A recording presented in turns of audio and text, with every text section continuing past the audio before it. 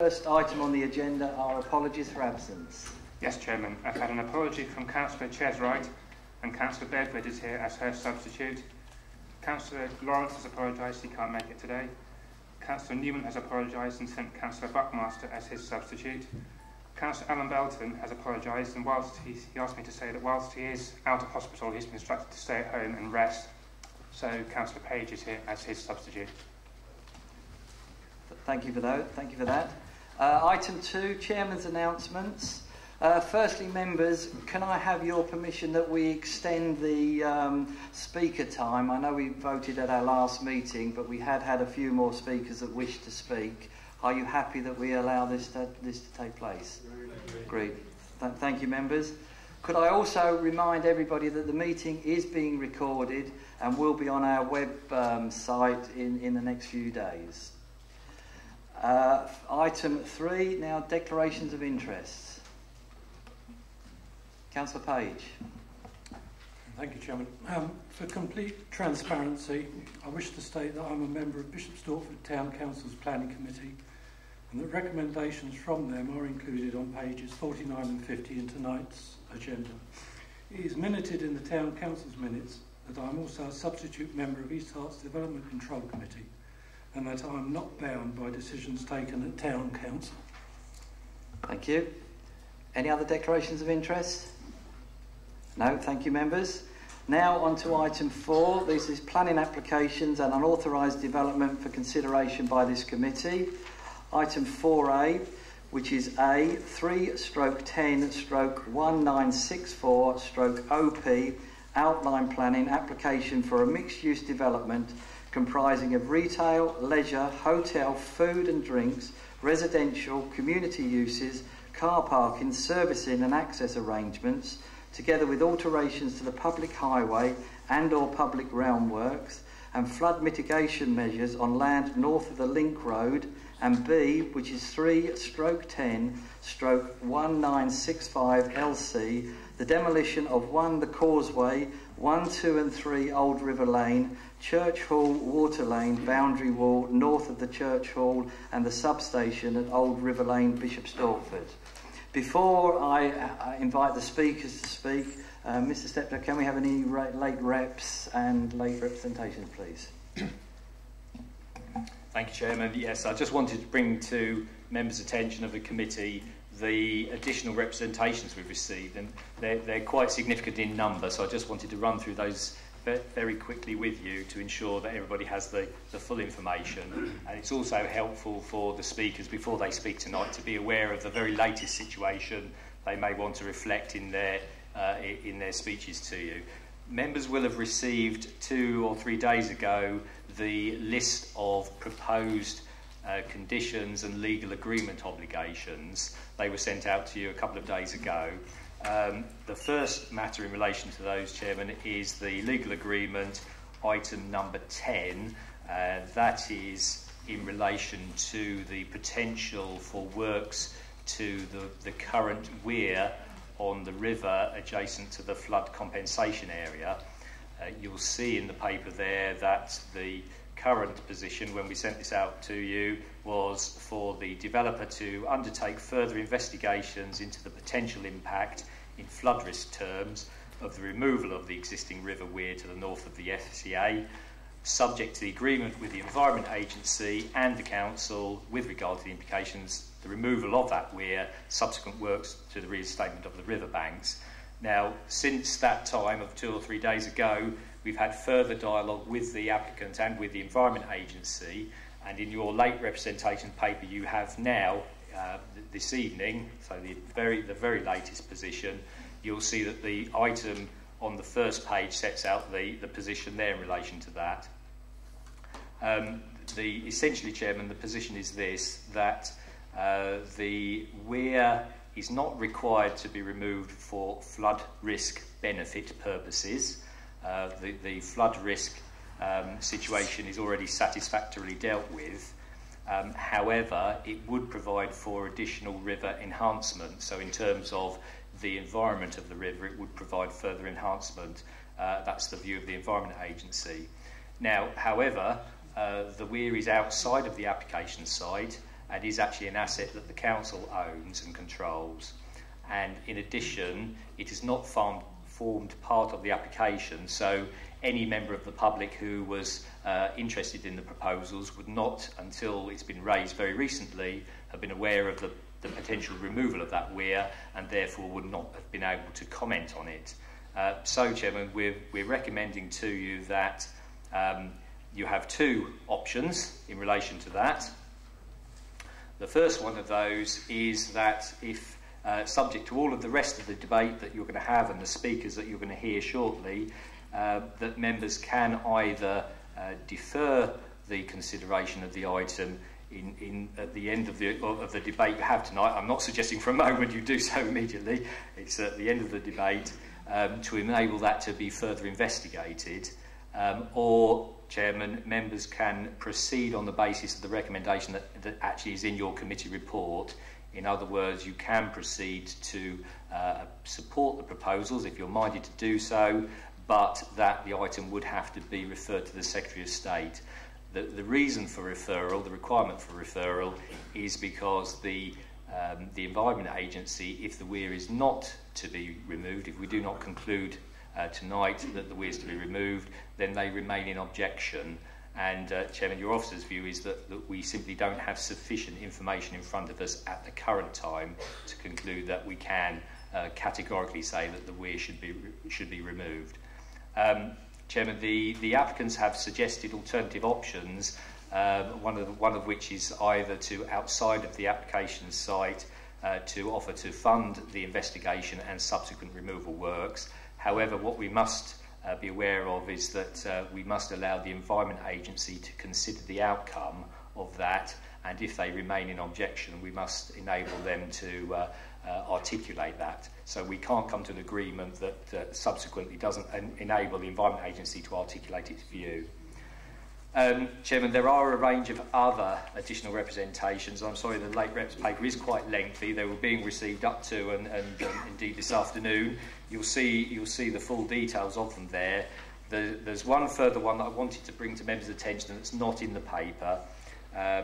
The council's advisors, council's retail advisors, have been asked to further comment on the objection to the scheme from Waitrose, who you'll see in the papers have objected to the proposals, and they have given us further advice in relation to that objection. Their advice to us is that there's two main issues that we need to consider. The first of which is, given that Waitrose have control over some elements of land that's required to enable the application proposals to be implemented, they point out that Waitrose have a position, if you like, of control that can safeguard their interests in any event. So they're saying, you know, in practice, in practical terms, is it likely that the development can be achieved without the agreement of Waitrose? And the second point they're saying that we need to be aware of is that if it were to proceed in any event, would it so materially affect the convenience function of Bishop Stortford, in other words, the convenience food offer in the town, that we would want to reject the proposals on that ground? Their advice to us is that we shouldn't, as a council, we shouldn't reject it on that basis. So that effectively is no change to, or elaborates and articulates on, but does not change the position of the advice they gave us earlier. Two further points, Chairman. One is of a very minor nature. The council's engineer refers to the report, one of the paragraphs in the detail in relation to the environmental impact assessment, where the flood risk zone is referred to as zone 1, when it is in fact zones 2 and 3. That is in paragraph 5 of the report, where the details of the flood risk, the environmental impact statement are set out.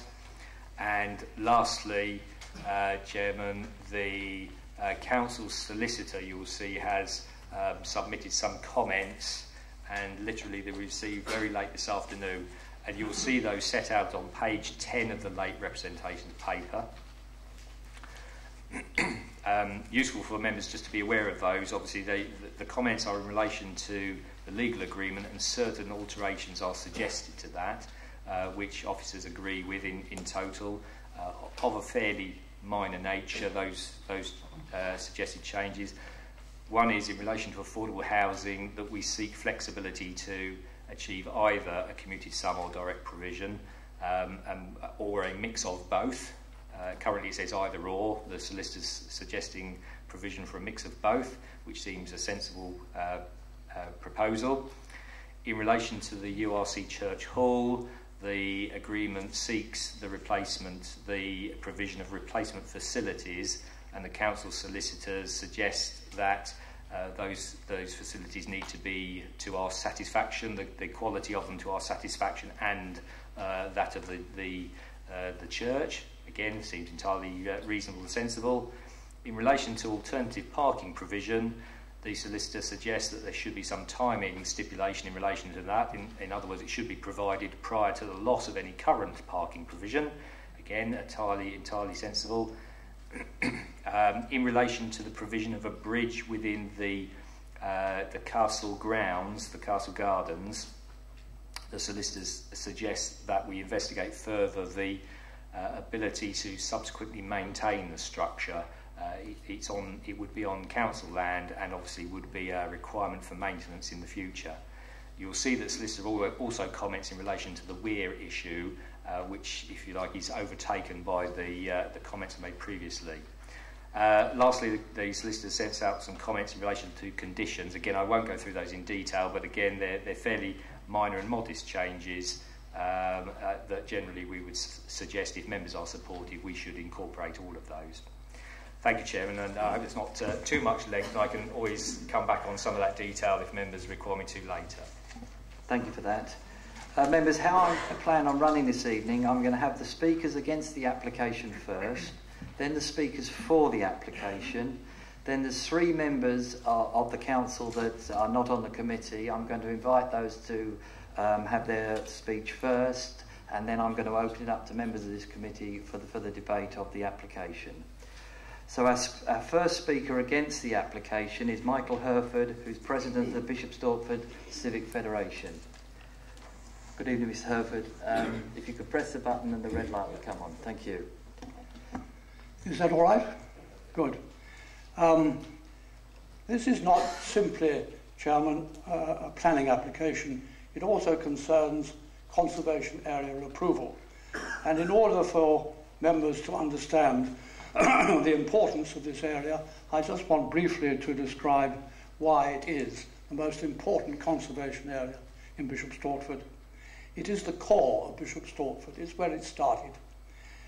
It was an Anglo-Saxon village, obviously, and those were all laid out in the same way. There was a main street, in our case North Street, and there were 2 back lanes, one Water Lane and the other Busbow Lane and Church Street. And they were flanked by an Anglo-Saxon church where St Michael's is, and the Norman castle to the west, to the east. Now, obviously, you can say that there's been continuous occupation on this site for at least 2,000 years. It is, therefore, one of the most important sites archaeologically in the town.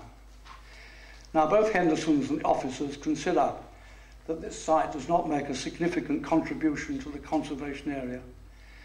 Where they're wrong, Chairman, is that it is not what you can see that's important, it's what you can't see. It's under the ground. And I think that this makes it so important that it is not damaged. Before I leave the conservation area, could I just say, Chairman, that Hendersons have failed to produce an adequate pre-application archaeological report. And if you wish to see the proof of that, read the letter from the county archaeologist. Now, they're in breach, therefore, of policy planning statement number 5, and also your own policy BH2. And I should be glad if Mr. Steptoe, when all the speakers are finished, would explain why officers have ignored that opportunity for the council to reject this application ab initio. Could I go on now to the proposal? Now, it's always possible, of course, for big economic needs to override heritage. I'm going to argue that this is not the case here. it's, if I can quote the purpose of this from Henderson's, it says that it will bring about comprehensive social, economic and environmental regeneration and realise a significant quantum of retail development. In other words, it says that if you pass this, we shall be happier, we shall be wealthier, and we shall be greener, and we shall live in some shopping heaven. I think it's equivalent to an application of a prescription for Viagra. Now, can I go through what we're offered in this development? The first is a hotel. Now, your committee chairman have already approved a hotel site in South Street. You have already done that, and quite rightly too. It is the solid opinion of the Federation, and it is the majority opinion of the Vision Committee, that the best site for any hotel is on the goods yard. It shouldn't be here, and this is supported by the urban panel, who have given evidence to your officers. We also have a cinema proposed. We already have a large one in the leisure centre, and we have an extremely good one in the road centre. There is no need for a cinema. We also offered restaurants. I counted them yesterday, and we have 8 in Water Lane, North Street, and the Town Square. I don't think we need any more of that. We're also proposed flats. I think in Stortford it's very difficult to say the word flats and keep a straight face. The point is that I think if you wanted to quarrel with anybody in Stortford, you would say what this town needs is more flats. You have to remember there is this rotting hulk in Tanner's Wharf of a half-built building of a block of flats which isn't being used. I consulted one of our estate agents, Chairman, and he tells me that there is a small market for flats for reletting, but the individual purchase of flats market is pretty dead. I don't think we need any more flats. Now, retail. Now, both the applicants and the officers say that this whole thing is retail-led. So it requires me to be pretty clear in my examination of this thing. First of all, could I say, and this is a breach of your district plan, that this is not a town centre site. It is not in your plan as a town centre site. It is a conservation site. And therefore, if you approve this, you will be in breach of your own district plan. Now, I mentioned congestion in terms of retail only because the rest of the examination of the retail and congestion problem will be undertaken by Mr. Edwards, who's following me as the next speaker. Now, when, if you remember, they were relaying the water pipes, the clog in Link Road was appalling. And I'm told by a leading retailer here that the retail take of the shops in Bishop Stortford fell by 30%.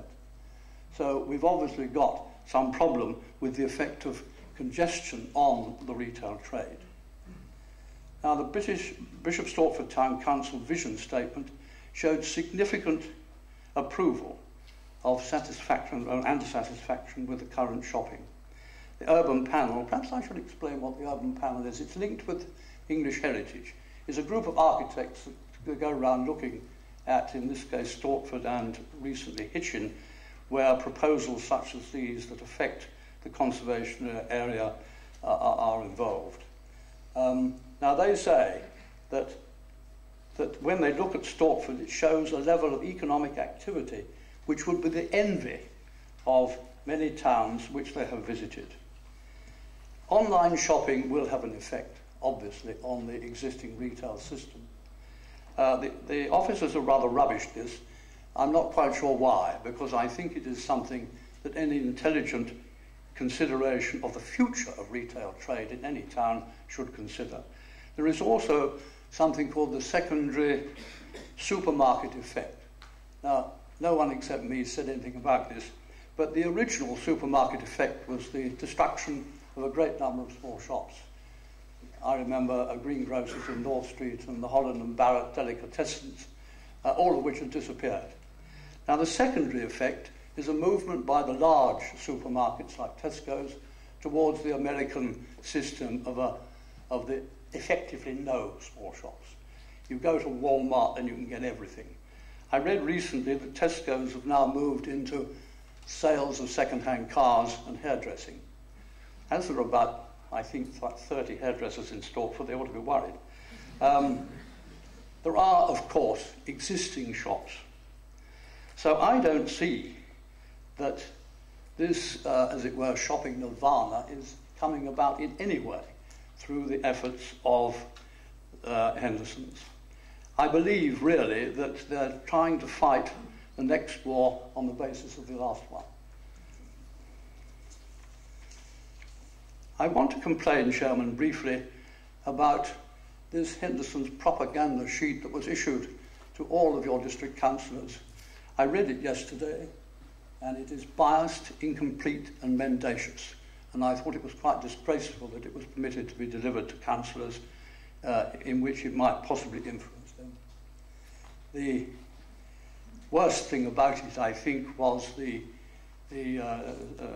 seesaw, I think it was, in which the only opposition was shown as English heritage. I wonder what they think I am. I think, too, that I ought to say, therefore, the people that are against this proposal, first of all, the national organisations. English Heritage absolutely oppose this development, and they have done so after discussions with Henderson's and with the officers. The urban panel that I mentioned just now has written a report on this, and it is dramatically lukewarm in its view of it. The Environment Agency, you've heard Mr. Steptoe speak about their change, but nevertheless, and their withdrawal of the objection, but nevertheless they have set 12 stiff conditions to be met by the developer, and if these are not met, they will bring back their objection. The local objectors, the senior archaeologist has set 8 conditions to be done by the developers. Bishop Stortford Town Council is against it. The district council's own engineer is against the flood prevention measures. Your own conservation office is against it.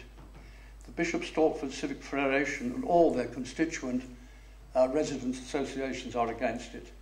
And I think after a quiet start to this, a significant number of the population of Bishop Stortford, as illustrated by the people that are coming, are beginning to realise what on earth they're in for if this wretched proposal goes ahead. Finally, Chairman, could I say that apart from the breach of the district plan, this proposal is in conflict with 3 of your policies, BH6, ENV1 and BIS10. Finally, I think we must accept, Chairman, that Mr. this Hurford, has no... the 10 minutes is up, so can you... Sorry, I'm only going to say one sentence. Go on, one sentence. That this proposal has no redeeming features whatsoever, and it should be rejected. Thank you, Mr. Hurford.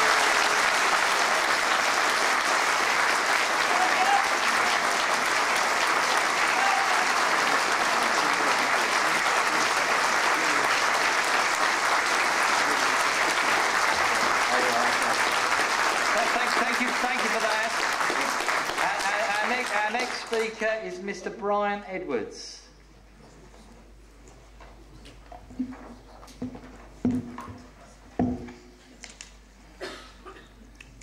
Thank you, Mr. Chairman. I'm speaking as a resident who has lived in the town for 35 years and in the area for 45 years. I think I know the town pretty well. I'm also representing the Chantry Community Association. Michael talked about the municipal Viagra. Viagra or not, I'm sure we don't want another erection in the town like Jackson Square and Riverside.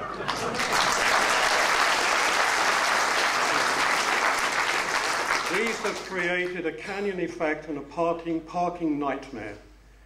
We are concerned that this new proposal is again an overdevelopment.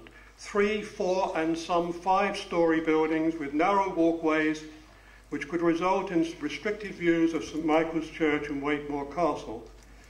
The tall buildings, dare I say, are not shown in these artists' impressions, Martin Perry of Henderson's will say they can achieve everything in these pictures. What is not shown is a department store with the flats on the right opposite Cooper's, just out of sight of the picture. A department store with flats will be equivalent to 4 or 5 stories. Of major concern is the potential congestion on the Causeway from the entrance and exit to the underground car park. The entrance will be roughly where the pedestrian crossing is now and will involve lights for the car park entrance and exit, as well as for a pedestrian crossing. The park is for 670 cars, which sounds a lot, but is actually only 170 more than the current provision, and still has to cover the 110-bed hotel and 1,200-seated cinema. Henderson's will suggest that there will be little or no traffic coming down Bridge Street. Initially, there will be neither a roundabout or lights at its junction with the Causeway. Bridge Street has been described as only a rat run. Now, I ask you, how will cars coming down Wind Hill or turning right from Potter Street get to the station and points west? Highways originally objected to the scheme, but changed their mind when offered £308,000 for improving cycleways and footpaths. They actually asked for £470,000. Now, who in town is going to cycle down Haddam Road or Hockerell to do their weekly shopping? A further major concern is the disruption during construction itself. It is estimated there will be 5 to 6 lorries per hour during the first 8 and the last 12 weeks, and twice that in the period between those, moving spoil away from the construction site of the underground car park and the flood conservation area. Bishop Stortford is already difficult for out-of-town people to access. Once shoppers get into the habit of going elsewhere, Saffron Walden, Cambridge, Chelmsford, Harlow, will they ever return? Again, your 3 minutes is up, so thank you. I just hope the committee will not see this as a political issue. I trust councillors will vote for the good of the town and not for party. Thank you for that.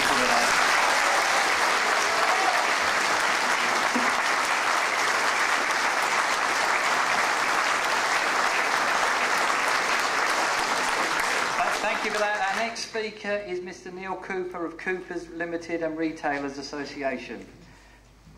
Good evening, Mr. Cooper. Hi. My name is Neil Cooper and I own and work for Coopers of Stortford here in Bishop Stortford. I'm here today to talk against the Henderson planning application. I wish to state at the outset, though, that I do not object to the principle of development and would actively encourage and support any appropriate commercial investment and development in Bishop Stortford that creates a sustainable level of additional retail, parking, offices and other facilities for our town. Coopers of Stortford has invested heavily in Bishop Stortford, preserving an important retail store for the town and providing important jobs.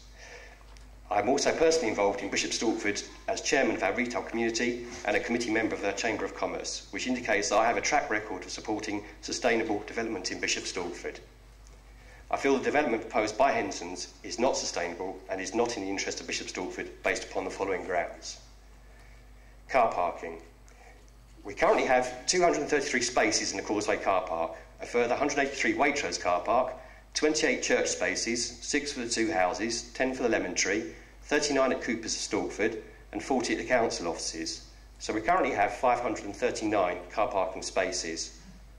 Henderson's are going to give us up to 600 spaces.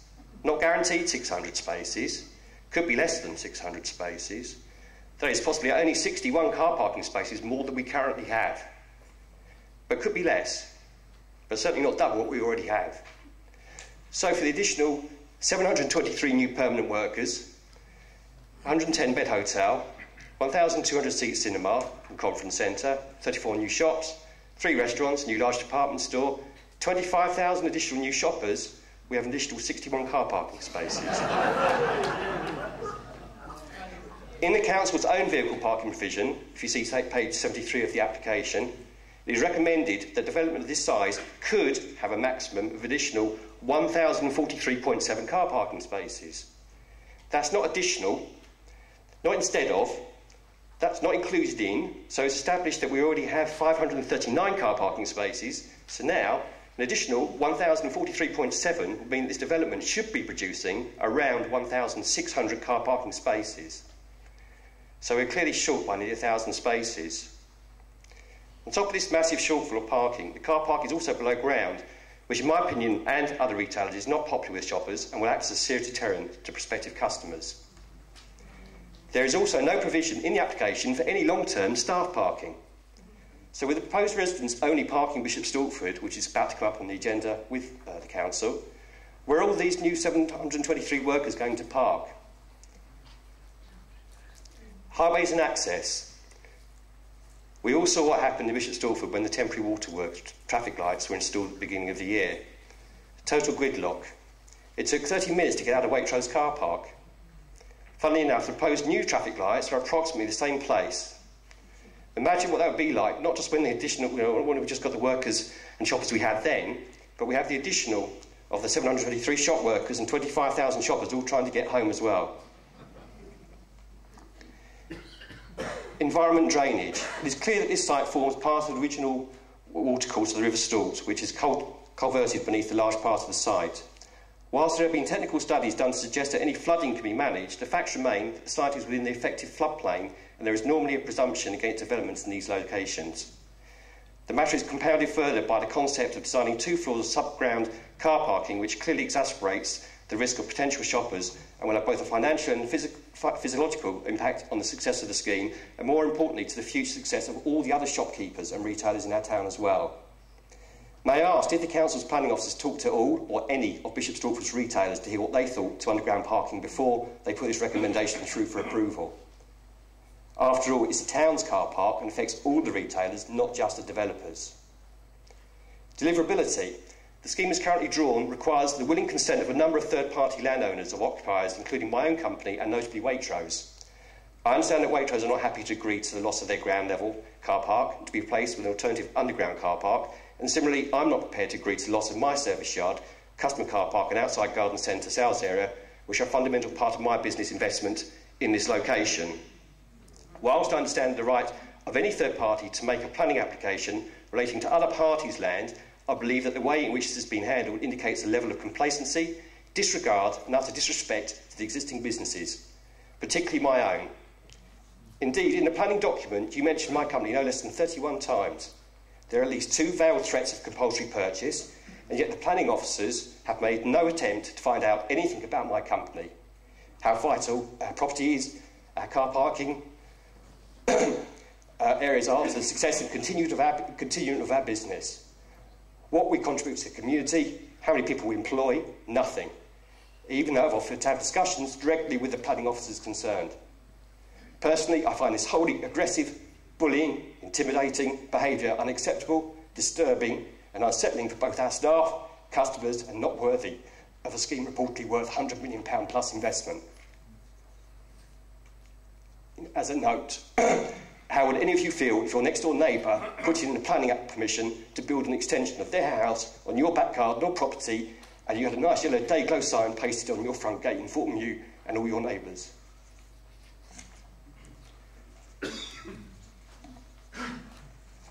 Well, I've obviously got a lot more to say, but obviously we're not going to have time to say it, so I just wanted to have a little bit direct impact on the Coopers of Stortford. If the scheme were to be implemented in the way proposed by the draft scheme, I would critically lose my yard, my delivery access, my external garden centre and my custom car parking. A shop such as mine in the town centre cannot survive without custom car parking, delivery and pick-up. Granting this consent would put at risk our retail model. Mr. Cooper, you have gone well over your time, so thank you very much.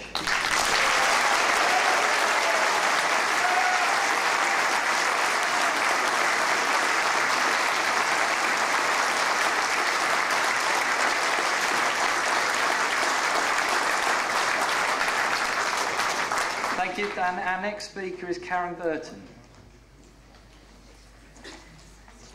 It's on, okay. I speak to you as a shopkeeper of 25 years and with the full support of many of the other small retailers within this town, from hairdresser to cafe, boutique to jewellers. To grant this scheme in its present form would represent everything that is wrong with our society today. It uses bully boy tactics and veiled threats to push through something on the grounds of a better future for all. It has been implied that it is this scheme or no scheme, a once-in-a-lifetime opportunity, the answer to this town's prayers. Refuse at your peril. If granted, it will change the face of the town centre forever.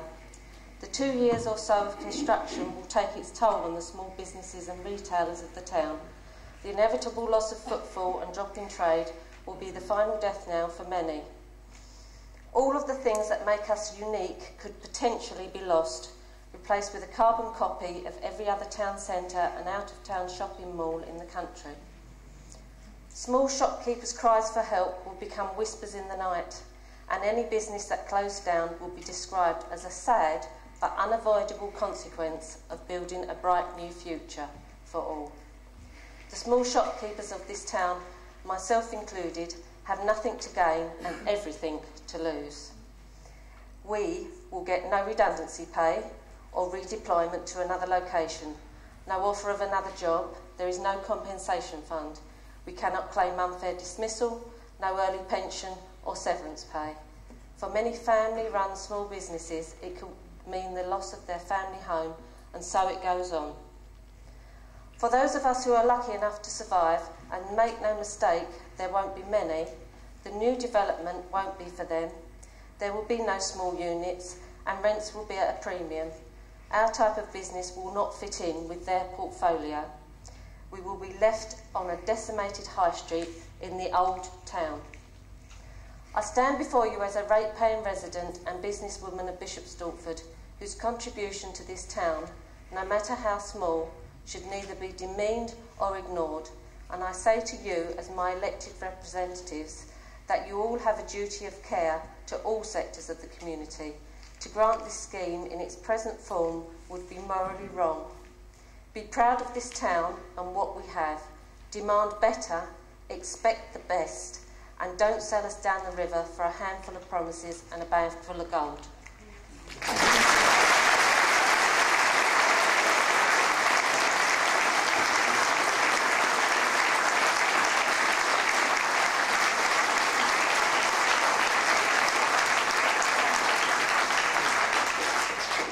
Thank you. Our next speaker, Jackie Colman. Mrs. Colman, if you could speak into the microphone, please. Thank you. Good evening, everyone.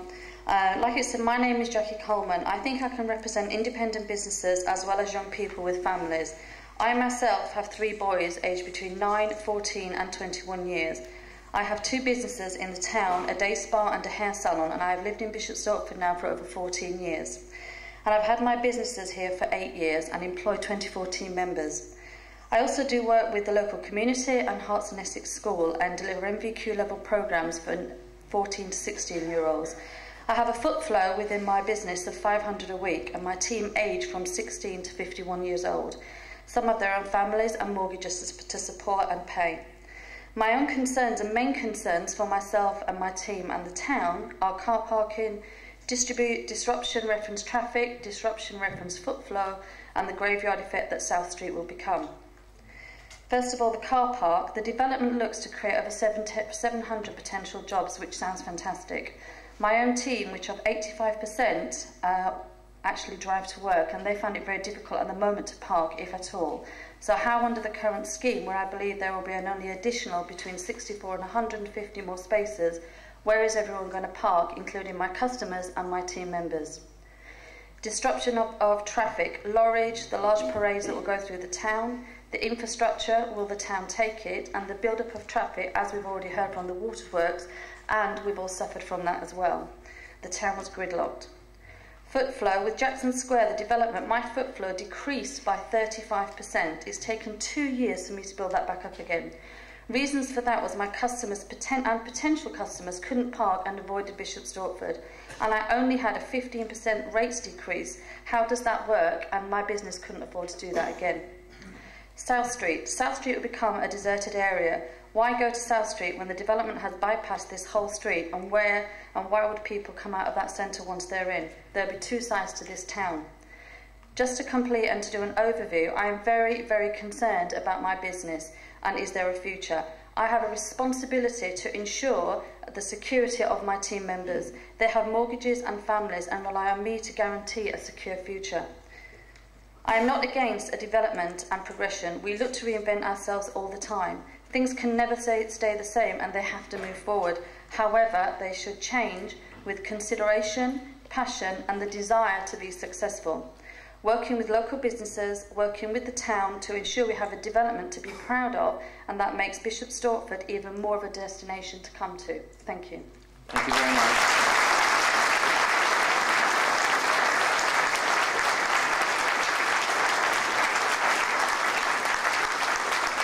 Our next speaker is Mr. Alan Hare.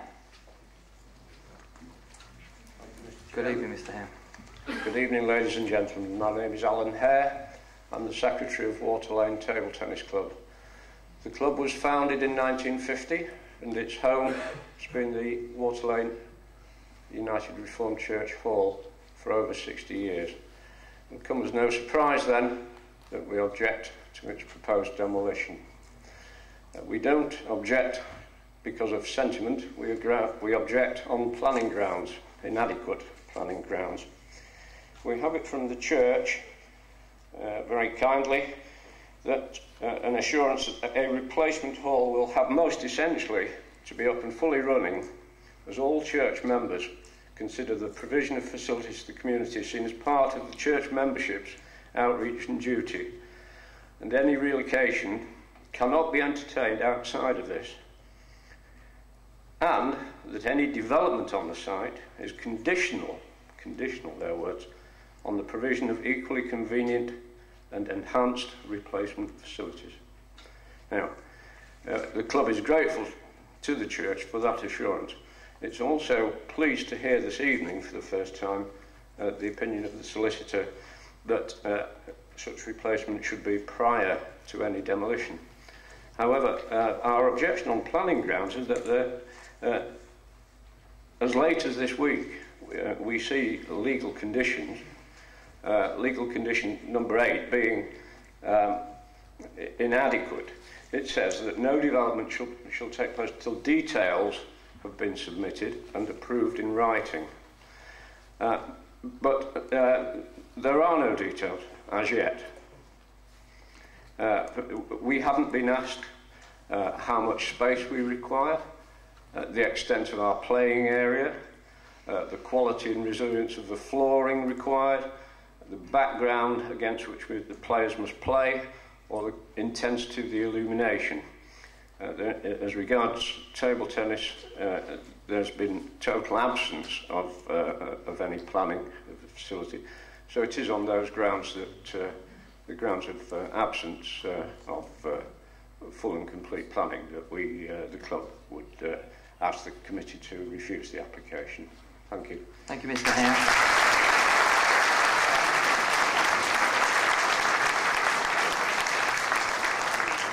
Our next speaker is Colin George.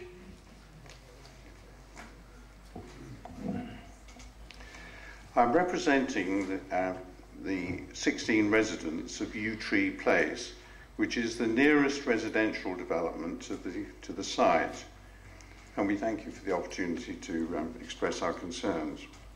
If this project is accepted, we have a major concern about extra flooding risk, and identified both the Environment Agency and the Council's own engineer.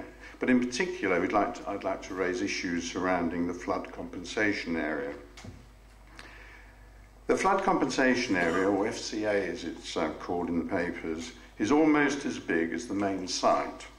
And we understand it will be dug out to a 0.8 of a metre line to prevent contamination, surrounded by a bund and sloped to the river.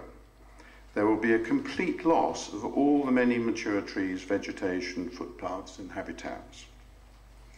Trucks and earth-moving equipment will require access along a wider Northgate End long-term car park entrance road extended across the lower part of the youth centre playing field, involving a further loss of mature trees. Since the likelihood of flooding is when the river level is raised, it's highly unlikely that floodwater will drain into the river until the level has subsided. So the land could be a huge lake washing away any replanting or new paths, leaving a costly mess. No consideration appears to have been given to the issue of flash flooding, and with a bund there will be no means of taking floodwater from the properties on the west side of the FCA, including our own. Now, does an engineering project of this scale, with such a loss of mature trees, upheaval and risk, make overall sense? The substantial cost must be influencing the scale of the buildings on the main site. We are concerned about the short and long-term future of the playing field at the rear of the Northgate Youth Centre. It forms a barrier between the long-term car park and the town, creating a surprisingly quiet haven in a conservation area for wildlife and the many youth and other groups who use the centre. It's proposed to use this area as a car park during construction, despite severe impact on the houses in Yew Tree Place that back onto this space. As the land floods every winter, we anticipate that this will require laying a hard surface that will increase water runoff onto our adjoining site. With respect to the proposal overall, we have to say that we're incredulous that with so many expert national and local organisations, a near unanimous town council... Mr George, that is your 3 minutes. Can you wrap up? Yes, I will. Thank and you. Several of the council's own specialist officers, all recommending refusal, councillors are being recommended to accept the application. We have to wonder if the council now considers that the cost of unravelling this highly unpopular project is too high to countenance. Mr George, I'm going to have to stop you. If so, we have a right to know. Thank you.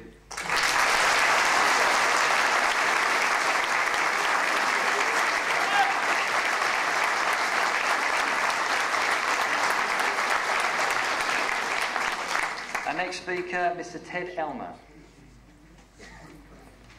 Thank you. I'm just a local resident. I've been here resident and taxpayer for 40 years. You've heard impassioned pleas from shop owners and other members already, so I won't waste time on that. This application is another proposal with no thought of improving the town or the shopping, excuse me. And the town and its shopping, it is designed merely to maximise the profit of the developer, as witnessed by the height of the buildings. As witnessed by the height of the buildings. This will further polarise the shopping outlets. There should be planning, joined up thinking of developments in the town, not isolated building. The local council were powerless to prevent the ruination of our river by the last developer, who maximised the height of the apartments by the river and hence maximised profits, leaving us with a dark, overshadowed culvert for a river. This application will no doubt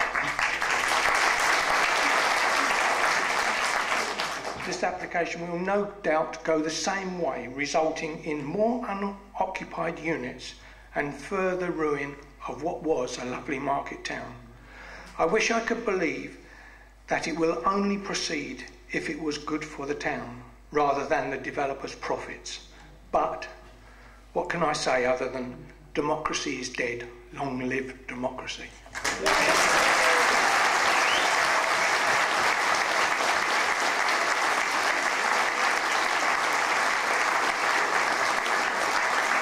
Thank you. Our next speaker, Mr Ken Harrison.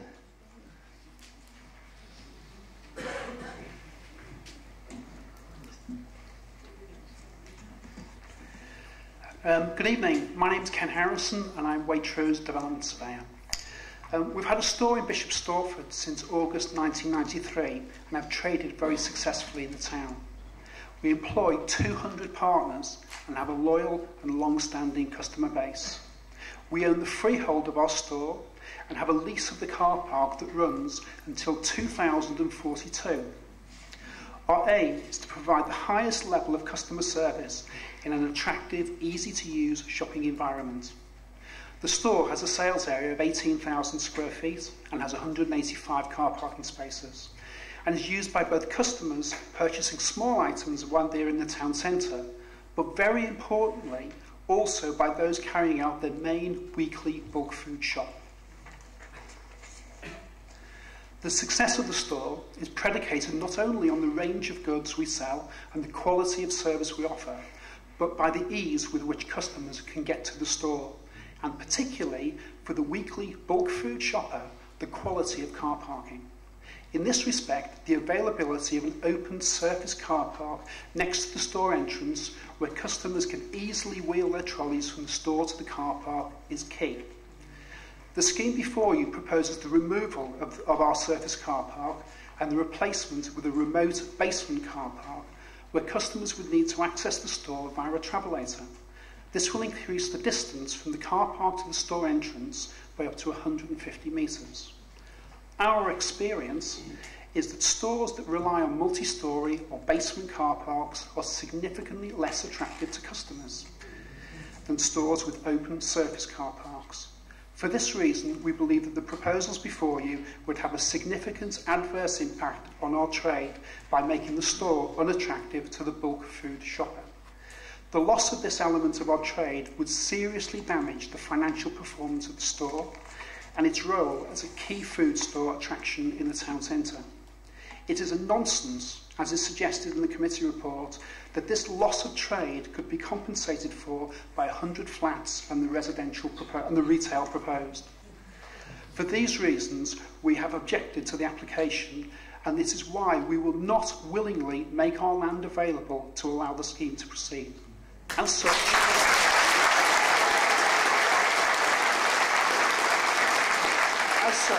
the proposal is undeliverable.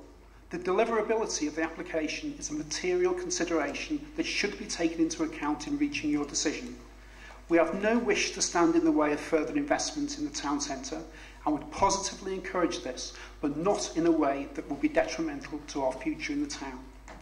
I would respectfully ask that you refuse this application and request the applicants to review their plans and come back with a scheme that addresses these concerns, is capable of implementation, Mr. Harrison, can you wrap up now, so please? Can deliver the benefits they claim. Thank you for your time. Thank you.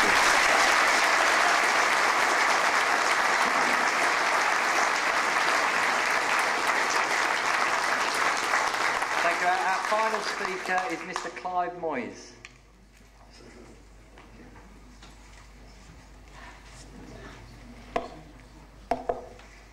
Thank you, Mr. Chairman. I'm afraid you've now got the lawyer. You've had the knowledge and passion from the local residents, and you've had a professional from Waitrose, and I am the boring lawyer. I'm instructed by Knockholds, a well-known local firm, on behalf of a number of retailers, residents and landowners who are opposed to this application, a list of all of whom has been supplied to the council. Essentially, there are, I would suggest, 6 reasons why this scheme should be refused. The first is that it's contrary to local plan policies generally, and I specifically cite LRC 11, replacement of viable recreational / community use facilities, about which you've heard. Secondly, when you look at specific policies individually, it's contrary to the highways and traffic parking policies TR1, TR7. Third reason, heritage conservation, it's contrary to BH6 in the council's own local plan. Fourth reason, flood risk is increased, it's contrary to ENV19 in the council's own local plan, as well as PPS 25. Fifth reason, landscape issues, overdevelopment, it's not sustainable. SD1, it's in breach thereof, it's too much cramped on to the site. And finally, the level of informed local opposition, particularly on the question of need, vitality and viability of the town centre. So dealing with those 6 reasons, Mr. Chairman, the statutory framework, of course, members of the committee, is that it's your decision on the planning merits. The fact that the council officers, 1 or 2 of them, in the end seemed to weigh in the balance that this was an acceptable development. As has already been pointed out, quite a number of council officers, in fact, didn't adopt that view.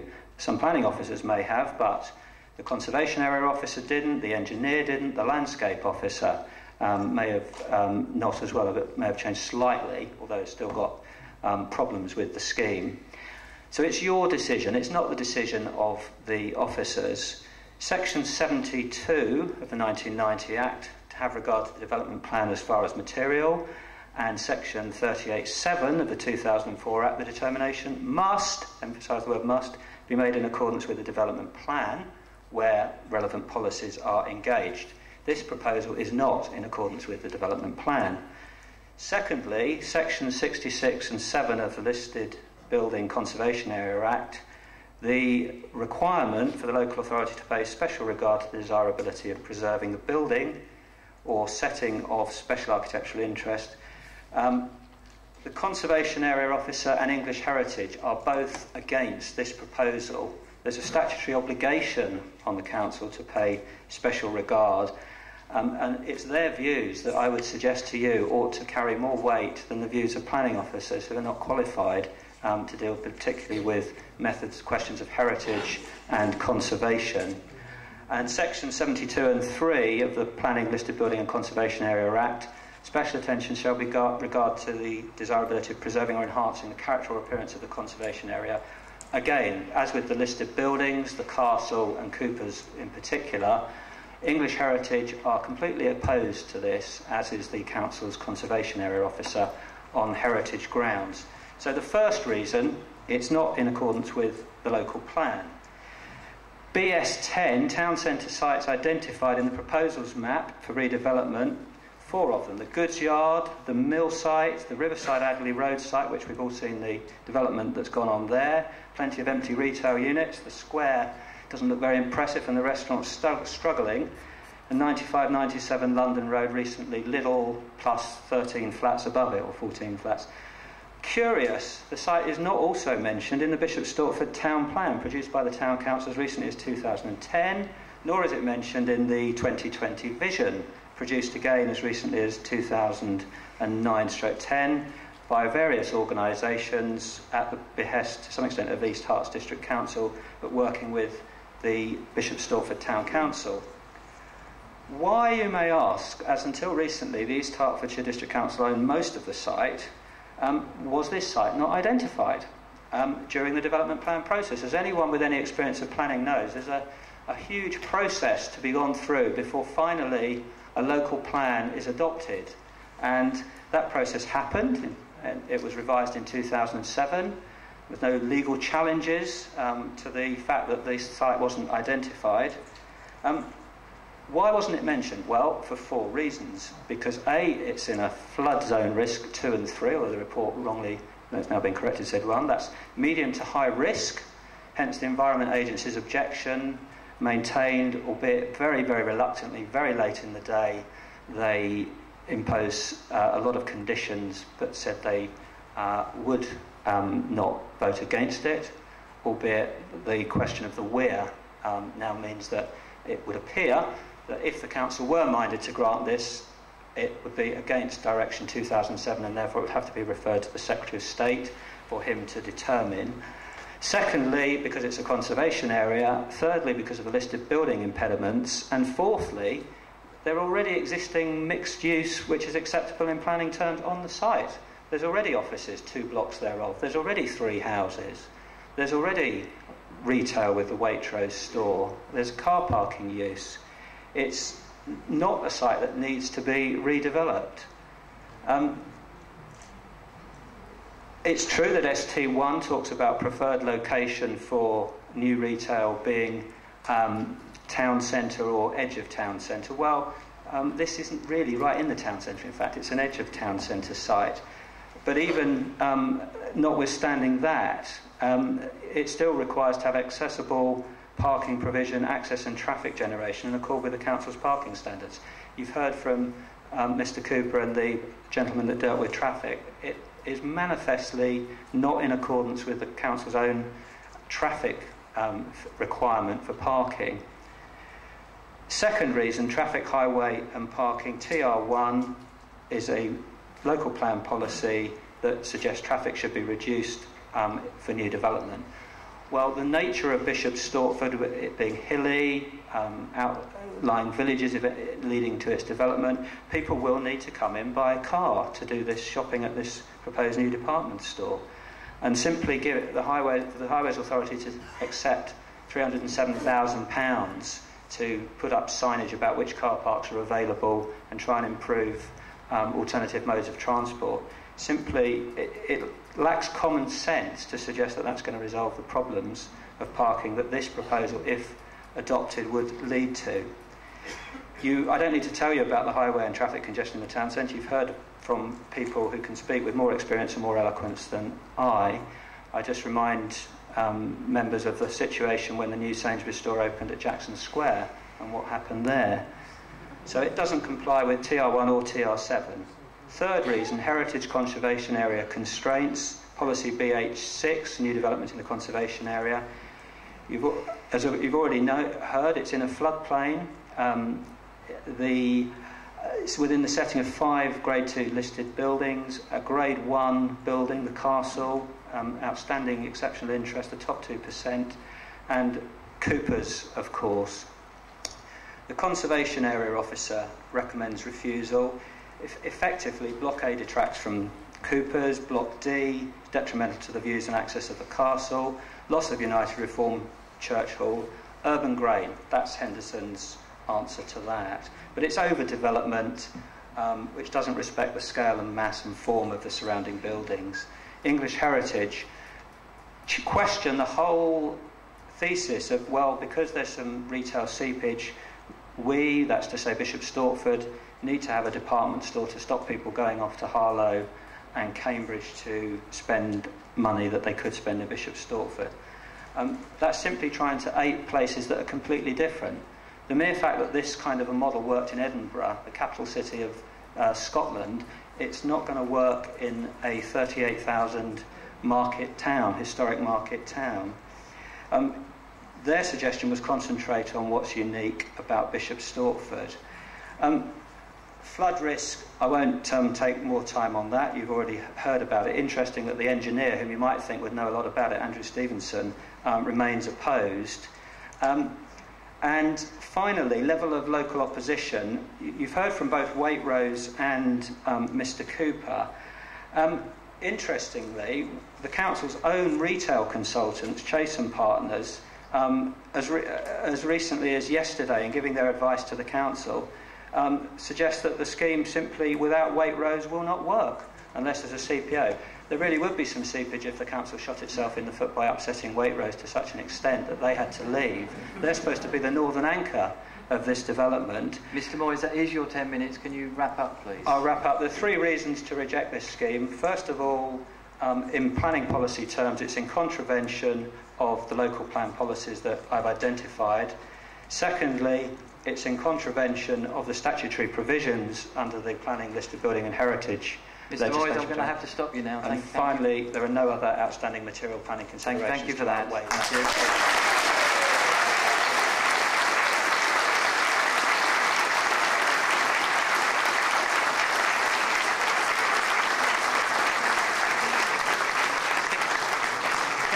Thank all the speakers against the application. Thank you all for coming and thank you all for speaking. Now, before the speakers in favour of this application, I know feelings and emotions are running very high, but if you could please be polite enough to let the speakers speak without any heckling, please. So our first speaker in favour of the application is Mr. Cameron Fraser.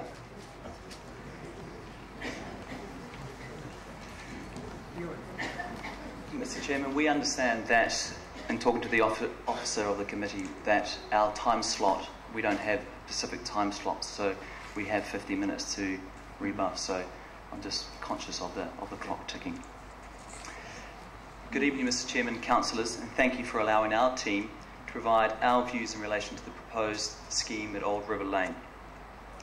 My name is Cameron Fraser. I'm the fund manager of the Henderson UK Property Fund that has brought forward this outline application. I thought before I started, I'd just give you a bit of an introduction to, or background of why we're here today. Henderson Global Investors is an investment company. We're not developers. We're an investment company, and we've been investing in Bishop Stortford for 15 years. We first bought the Causeway site, followed by Charrington's House in 2006, and circa 2 years ago we completed the land purchase of the car parks, followed by the 3 residential units, which completed about 10 months ago. For over 3.5 years, we have been working on creating a master plan for the site. Why have we done that? It's because we believe Bishop Stortford is a great town with opportunity, but also because the town's retail offer is in decline. And that retail offer is only going to continue. The town also has a leakage of spend, which is by far the highest we've ever seen when evaluating retail towns in all of the UK. Through our own and through independent research, we identified an opportunity to reverse that trend by creating a viable and deliverable scheme on our site and on our neighbouring owners' sites. In today's economic environment, it's incredibly challenging, and there's only a handful of retail-led schemes that are coming through in all of the UK. It's only the strongest schemes that will be pushed through, and we believe Old River Lane exhibits all of those characteristics. We would not be investing £105 million, I repeat that, £105 million into that site if we believed it was unviable. Please, no heckling. We're not in the business of wasting £105 million of our investors' money. It is also well known that retail schemes are one of the key drivers of reducing unemployment. Today, there's approximately 475 unemployed people in Bishop Stortford actively looking for jobs. There are also 1,700 people in the East Hearts district at the moment actively looking for jobs. Our scheme will create 720 permanent jobs, and it will also create an equivalent of 300 plus construction jobs. From a recent investment and development in the Bullring in Birmingham, 75% of the people that we employed, either through construction or post-construction, all were unemployed before the scheme started. That is a fact. Now, a lot of the workers, we believe, who will come onto the site will not necessarily all come by car. Another fact. 95% of people in Bishop Stortford live within 400 metres or a 5-minute walk of a bus service that has a frequency coming into the town centre every 30 minutes or better. Please, let the speaker speak. We have also worked tirelessly with the Environmental Agency, working on the flood measures and flood compensation as part of our scheme. Mr. Moyes has already mentioned it, but I think a lot of the people in this town weren't aware that the site is in a flood risk zone of a 1 to 100 year flood. Not only our zone, but the residential units to the north of our site. Our proposals will significantly reduce this risk, not only for our site, but for those residents north of the site. We are fully aware of the concerns with car parking in this town. It has been mentioned on numerous occasions through all of the consultations that we have undertaken. Throughout construction, the number of car parking spaces in the town centre today will not reduce. We have temporary car parking solutions that will increase car parking throughout construction. We've even gone as far and offered to the East Hearts District Council a planning obligation that car parking numbers cannot reduce throughout construction. Before, during and after construction, a huge amount of promotion will be going on, not only on our scheme, but on the town as a whole. These will include festivals, retail offers, parking updates, advertising, interactive websites to help people navigate around the town. Martin Perry will talk about that when he speaks up. This scheme has an officer's recommendation for approval. We have submitted an outline planning application, which is 100% within policy. It is supported by all statutory parties with the exception of one. In summary, we, Henderson Global Investors, we are experienced long-term investors, in particular in retail. We plan to invest £105 million into the Bishop Stortford Town Centre to reverse the trend of the retail decline and to stop the leakage going to neighbouring towns. This investment will create an additional £50 million of expenditure coming into the town. That's not our scheme, that's the entire town. That will benefit North Street, South Street, Potter Street, etc. It will create around 700 jobs and 300 construction jobs. We are committed to this town. We've been here for 15 years. We would like to be here for another 25 years plus. We're not a developer to develop it and turn it. Finally, if approved, we will deliver, like we always deliver on our schemes, a scheme that the town can be proud of. Thank you for your time. Thank you for that. Mr. Day, could you alter the clock so the total is 50 minutes for the speakers, please? 50. Okay. Our next speaker then is Martin Perry.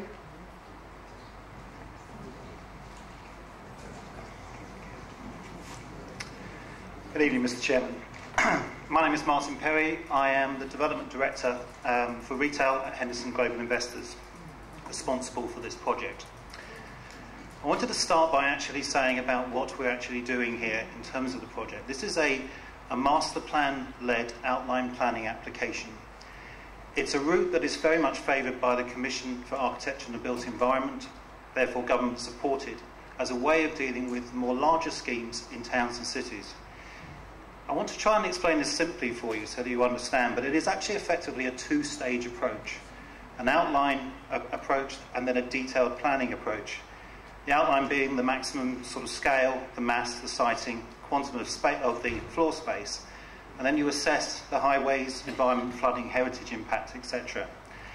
And later, the reserved matters, or effectively the detailed planning application, comes in for each block, looks at the architecture, the materials, the signage, lighting, landscape, etc.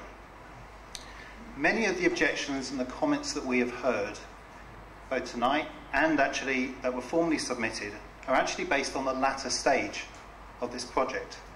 The latter stage of the consultation, when there's a complete second bite of the cherry to actually look at these issues. That continual misunderstanding of the approach, which we've tried very hard to explain continually, has led to a lot of the comments that we received. And strangely, even in some of the agencies, the English Heritage, a good 50% of the comments that are raised by English Heritage are actually irrelevant for this first stage of the approach. The scheme itself, I want to touch on that briefly. The scheme itself is born out of analysis of the street pattern, the grain, proportions of the existing town. But it recognised obviously the need to bring the size of retail units that the research, and not the council research and our own independent research commissioned by Experian, actually wanted. And then with that research, we went to the retailers to find out the actual size of the units and the configuration to come in. Now, Mark Disney from CBRA will talk a little bit more about that a bit later on. We had to obviously balance this with viability.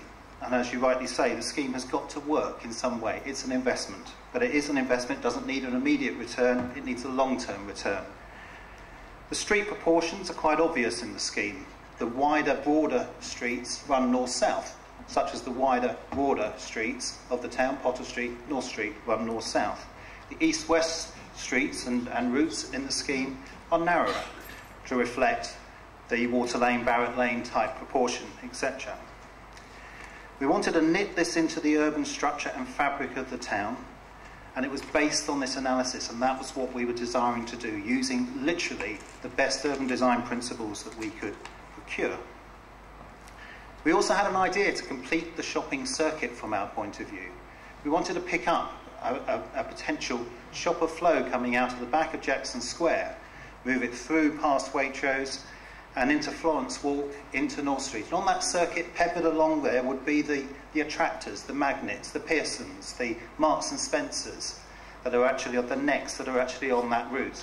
And that generates flow. It's an established principle of retail, and it's what we wanted to try and actually bring into the town to complete that circuit. The development includes 30% of all the units for independent retailers at lower rents.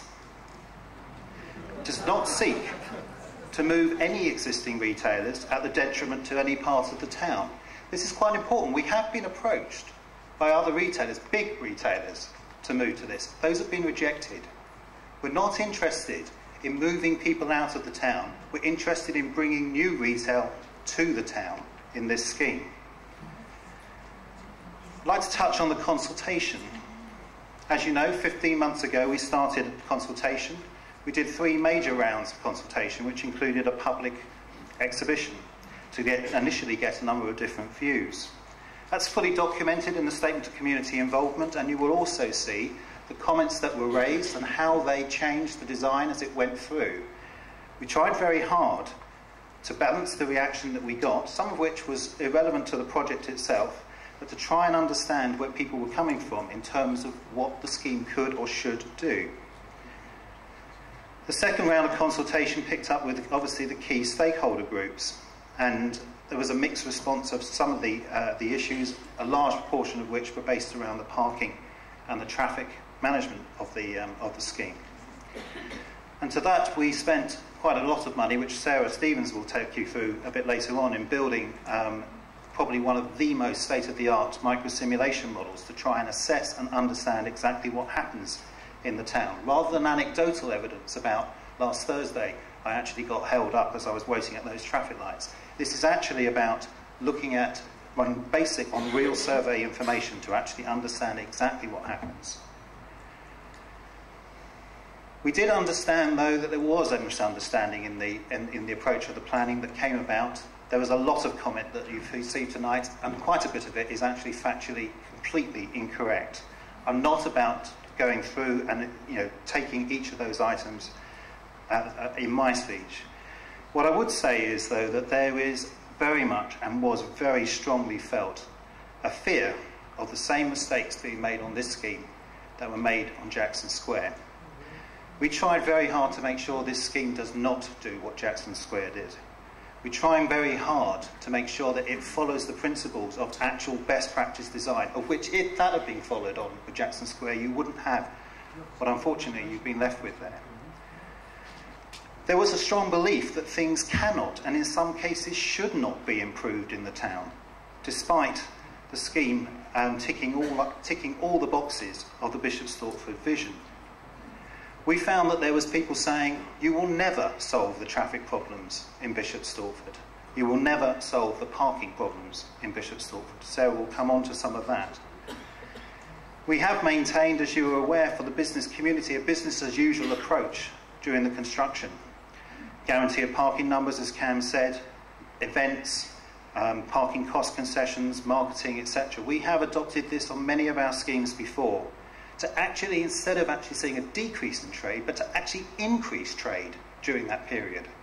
It's a proactive approach, and we have a number of different documented schemes that we can show where that has actually worked, and a construction management plan to prevent problems that you might see of construction vehicle movements, and to ensure that considerate contractor process is run continually through this development. As you know, we have options for the temporary car parking, 3 options for temporary car parking, and only one of them looks at the land behind the youth centre. Those options that we have are all designed to see and to discuss at a later stage to find out what the town would best think would work for them. There have been a number of formal objections, but there's also quite a lot of support that we've actually received. An awful lot of support for the principle of development on the site, even though that there is some issues in relation to some of the detail and design, the Chamber and the Retail Forum particularly. And I also am aware that there was a petition, and a petition that is you know, is something that we always get in all of the schemes, and most developers get that sort of that sort of reaction.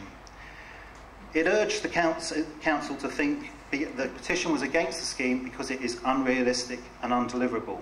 I will come on to some of that in a minute. It urged the council to look at the historic views, and there was a full visual impact assessment that is within the documentation, which has been approved. The existing retail, and to look at the existing retail businesses, we have spent a lot of time seeing that, and our experience research shows that all retail businesses will do well out of the scheme in the town eventually. Impact of the roads and parking during and after construction.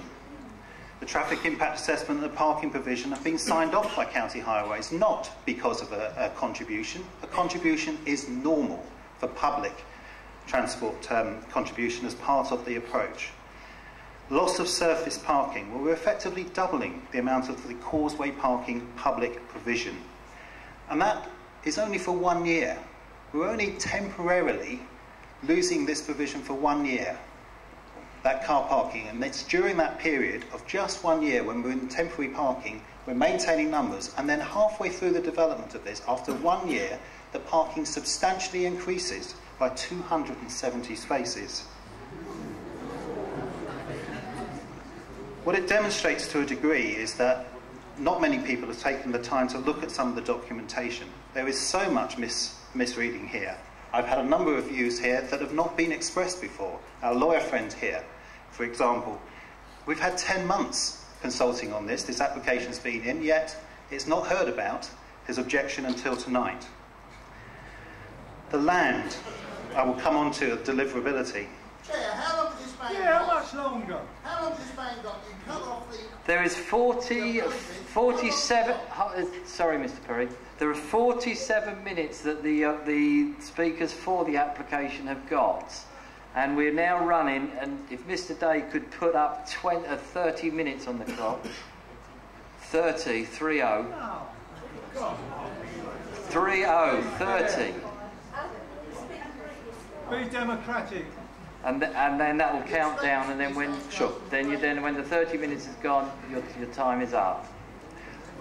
You are aware about the that we own the car park sites. We own the three residential units. I'm sure you're aware of that. You're aware that there's tenants on those items as well, Waitrose being one of them.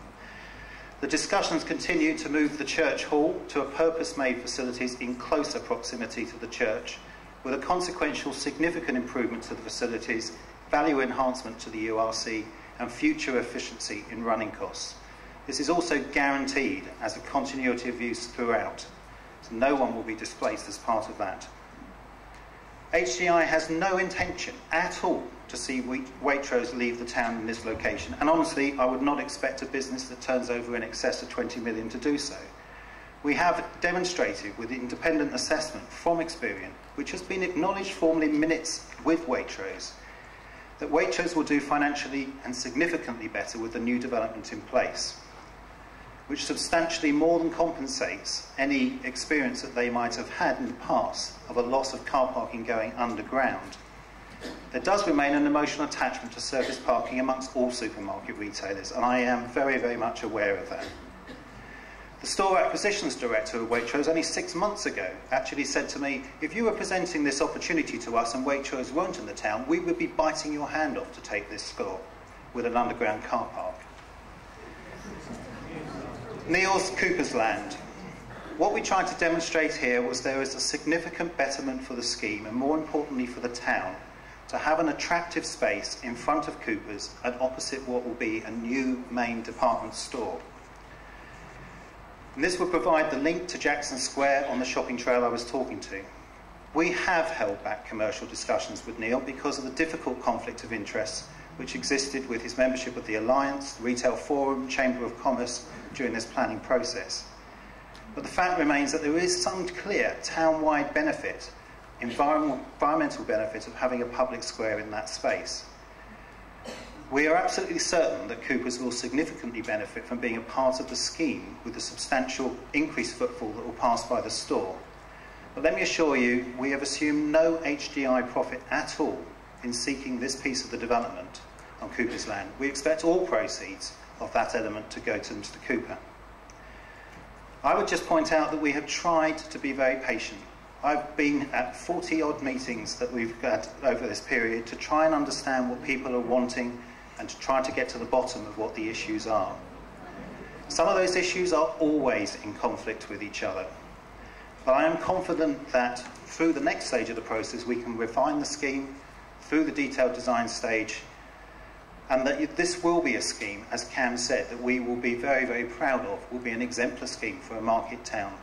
And the future generations of Bishop Stortford will look back with extreme pride at this scheme. Mr. Perry, thank you for that. Our next speaker is Mr. Mark Disney.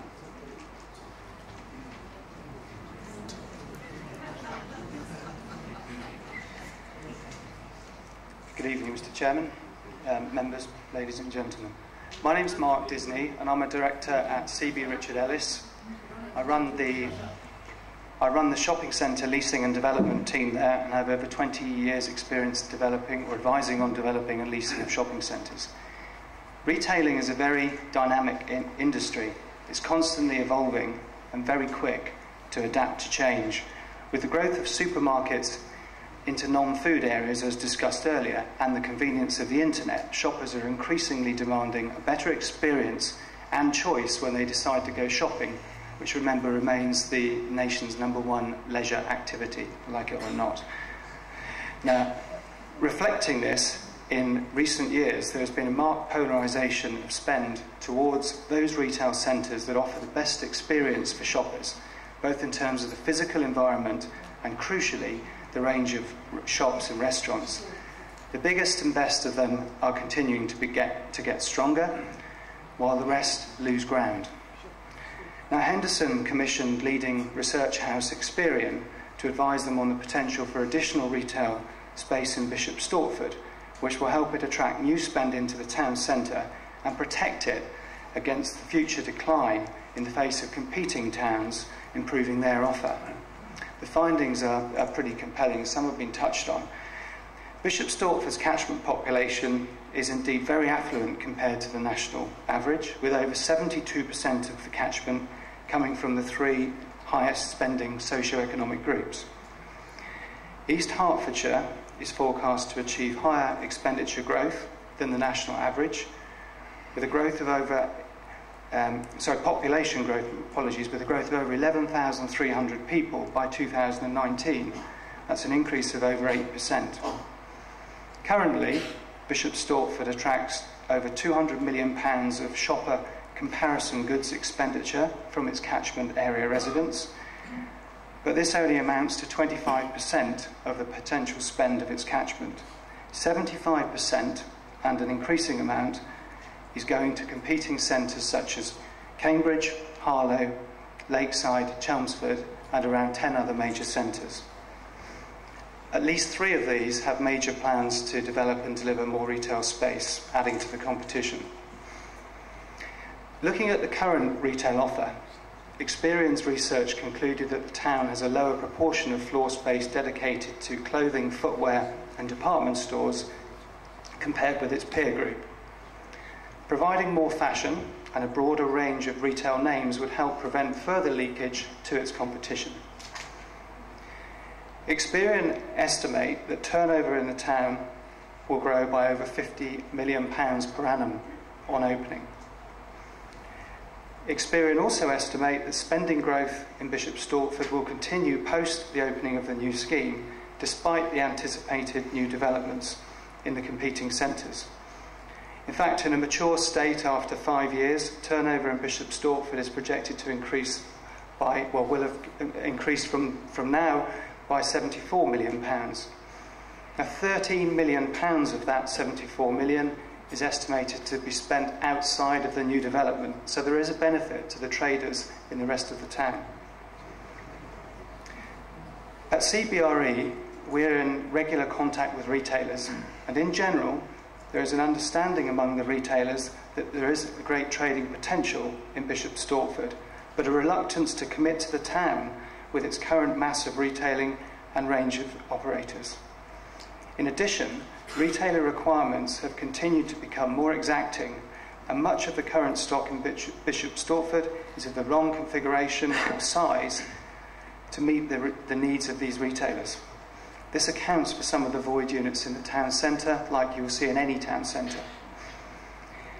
It's very difficult for a town to change its appeal to retailers through a piecemeal change, a gradual improving of tenant mix, or the addition of one or two new retailers. In order for a town to be viewed more positively by new retailers, it needs to be demonstrated that there's a step change to give the town a new position in the retail hierarchy. Retailers themselves need comfort that other retailers will come to the town and deliver change. But this change is not just in terms of retail, but the overall impact of a new cinema, restaurants, hotel and increased parking. On the basis of delivering such a change, we have spoken to many retailers such as Debenhams, Topshop, H&M, Republic, Gap Kids, Office, Paperchase, River Island, and they've confirmed interest in the town contingent on a new development being delivered in an appropriate environment. In addition to these core retailers, we're of the view that the affluent nature of Bishop Stortford's catchment will be attractive to more aspirational retailers such as the likes of Hobbs, White Company, LK Bennett, Whistles. Now, while the names mentioned are national brands, the scheme has been designed, as Martin referred to accommodate local and independent retailers. I think there are 9 or 10 units. They will benefit from the increased numbers of shoppers being attracted by the larger brands and give us the opportunity to provide an interesting tenant mix. Now, this is just to be clear, I know this is all on the record, but this is not to say we've agreed terms with or that all of these names could be delivered, but it's an indication of the calibre of names that could be attracted and what we have done elsewhere, where we have delivered these names and more in much smaller centres. I just asked you to look at Walton-on-Thames as one. While these retailers would be attracted by the prospect of a critical mass of new names and the availability of modern, well-configured space, they would also need to be reassured that Bishop Stortford as a whole would become a bigger, more important retail centre and stronger as a result. Martin has mentioned the lengths that we've gone to integrate the new development with the existing town. And as highlighted by the Experian report, there is the additional £13 million per annum that would be coming into the rest of the town in terms of spending. In summary, I'm confident that the level of demand from retailers being such that the new development would be fully occupied and would give a boost to the town centre, protecting its position against increasing competition from other towns. Thank you. Thank you, Mr. Disney. Thank you. Our next speaker is Robert Lawson.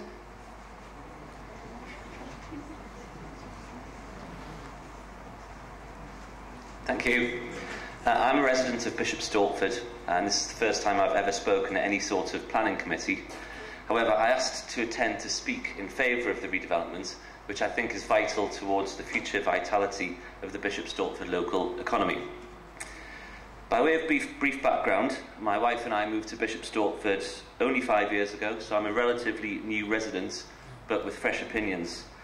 We absolutely love the town. We've moved into a second house here, and our children are at school here, and we hope to live in the town for a long time, if I'm not hounded out after tonight. However, there is one thing that frustrates us, and that is the need to drive, usually to Cambridge, for a stronger retail offer, particularly fashion. I appreciate Cambridge is a much larger city and always will be, but if Bishop Stortford had more comparison shopping, then we would genuinely not drive to Cambridge and instead spend our money here. To a certain extent, we don't mind driving to Braintree for the factory outlet centre, or even Harlow for the out-of-town retail warehousing. But it's disappointing that a town of the size and affluence of Bishop Stortford doesn't have a wider retail offer in the town centre. To my mind, the proposals would stop the needless leakage of spending to these surrounding towns. I would prefer to spend my money in Bishop Stortford and protect the local economy.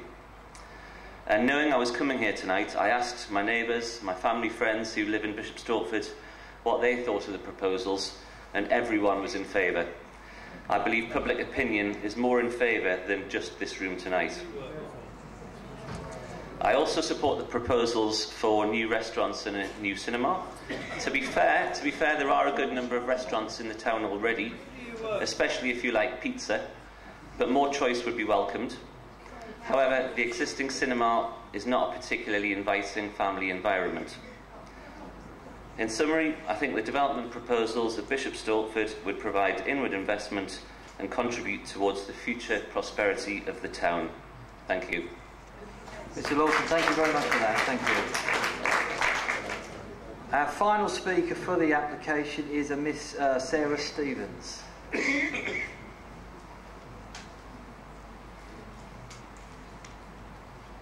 Thank you, Chair. My name's Sarah Stevens. I'm the planning consultant for the applications. I thought I'd use my opportunity just to talk about the technical matters to clarify some of the points that have been made today. Sorry. The scheme has evolved over a considerable period of time and has been based on a detailed urban design and heritage analysis of the site and its surroundings. A full effect of the scheme has been assessed in the application documents that have been submitted, and these are in the form of an environmental statement, a design and access statement, and countless other documents. There has been, as has already been mentioned, support from all statutory consultees with the exception of English Heritage, and it is our view that the concerns of English Heritage can be dealt with at the detailed design stage through planning conditions. In terms of retail, it is not disputed by either the Council's officers or the independent retail consultants that the town is in decline. Bishop Stortford is identified as a main settlement in the district to accommodate significant retail provision, appropriate for the size of the town. The findings of the retail study suggest that half of the comparison retail money generated in the town is spent outside of the town, and in particular outside of the district. This figure is enhanced more by the Experian data, which states that 75% of Bishop Stortford town centre expenditure is spent outside the town. We have identified a need for all the uses, both in terms of planning and operational requirements. There is a real shortage of certain types of retail offer. As the resident before me just mentioned, there is a significant shortage in terms of high fashion, children's wear, shoes. We acknowledge that there's already existing vacancies in the town. These are the wrong type of units to attract the retail operators that Mark Disney just mentioned, and also in the wrong location. Even the ones in Jackson Square don't have an appropriate footfall to encourage the retailers into the town, and that's why they remain vacant. South Street. Along with car parking, the concerns about South Street have been mentioned by many people throughout our consideration of the site, both at the pre- and post-application periods. The proposals are aimed to be complementary to the town centre. They are not going to be a shopping centre that works in isolation. It is to knit in with the fabric of the town. So the concerns raised by Karen Burton and Jackie Colman hopefully be allayed in that we are trying to retain the expenditure in the town and that people spend their money elsewhere in the town as well. There will inevitably be a multiplier effect of the £50 million per year that will be attracted to the town. There will also be public realm improvements. Martin's already mentioned, Marks and Spencer's have expressed an interest in coming in the scheme, and they've been turned down because we realise the importance of anchors down in that part of the town centre. It's also been cited that the proposal should be relocated to the goods yard site. Well, a draft development brief has been produced for the goods yard site, which clearly earmarks that this area is for predominantly residential and office with ancillary retail. It is not to act as a part of the town centre and to be a primary or secondary shopping frontage, which our scheme is seeking to achieve. There is therefore no basis to refuse the planning application on retail grounds. Highways. All developments are required to mitigate the effects of the development that's being submitted. WSP are the highways consultant and have used NS Paramix software and created a brand new model for the town which specifically demonstrates the current situation of the town at the moment. The importance of highlighting that it's a new model is that we haven't used a Jackson Square model, we haven't used one that the county already has, it's one that's specifically tailored for this moment in time and to take account of the effects of the development. The model, not only does it assess the existing situation, it then adds on committed developments and then the effects of the proposed development. The approach, the assumptions, the baseline, the proposed mitigation measures have all been agreed with Hearts County Council Highways team. The assessment work has related not only to the site proposed junction, but also junctions further afield, including Haddon Road, North Street, right through to Cockerill. The proposed development genuinely has little impact on the highway's conditions as a result of the mitigation measures that are proposed. The works at Bridge Street and Link Road junction will improve the flow of traffic on Link Road and Causeway, and they will also reduce the rat running via North Street and Bridge Street, and I know that's been mentioned previously. The rat running will be reduced because people will be encouraged to use Link Road and Causeway, which will have improved traffic flow. There is also investment in the existing infrastructure within the town, such as the variable message signs which show where car parks have vacancies. That will be improved and extended. There will also be bus recognition technology at 5 junctions to encourage the flow of bus traffic. Despite comments raised today, the parking provision is wholly in accordance with adopted planning policy, and this has been confirmed by the District Council. The figures stated by Neil Cooper earlier are factually incorrect, and we have provided detailed information about this in the transport assessment and other additional information that's been submitted both to the District and County Council.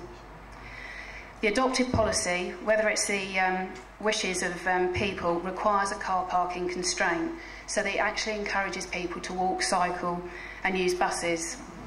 We've already had the figure that everybody within the urban area of the town centre is within close proximity of bus service. As part of the proposals, there is a major financial contribution to both improving bus usage through service improvements and better infrastructure. There is therefore no reason to refuse the application on highways, traffic or parking grounds. In terms of design, as Martin Perry has explained, the planning application is in outline form. There are 8 parameter plans and access plans that are subject for approval today.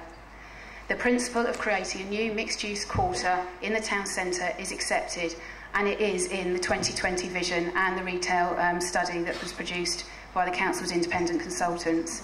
The Link Road represents a natural boundary to the town centre. The site is earmarked for development, and there will inevitably be an effect from introducing new and additional buildings to the site. However, the site is previously developed and it is an in-centre location. The effects of the outline scheme have been assessed in the application documents, including a townscape visual assessment and various other assessments in the environmental statement.